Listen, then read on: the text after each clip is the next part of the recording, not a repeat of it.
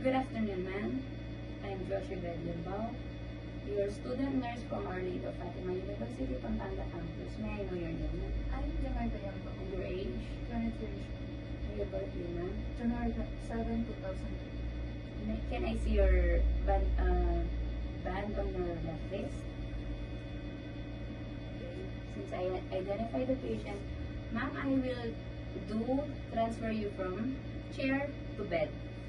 This time I will do hand hygiene.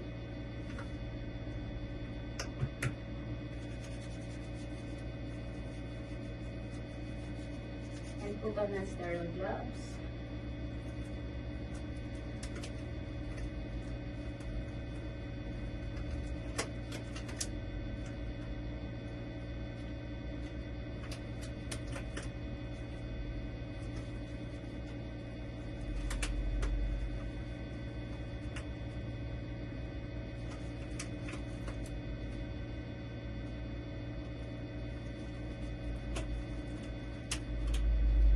Prepare to wear mask during this procedure, so it prevents for if the patient has cough, so that I can hear the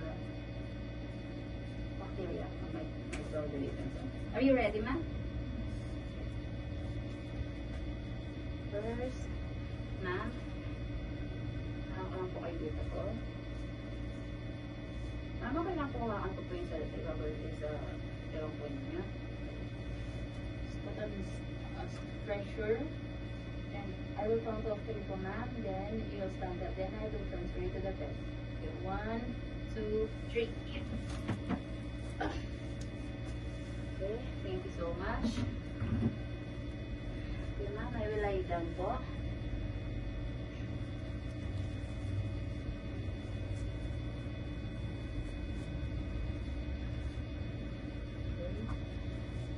That be all for transferring the patients from wheelchair to bed.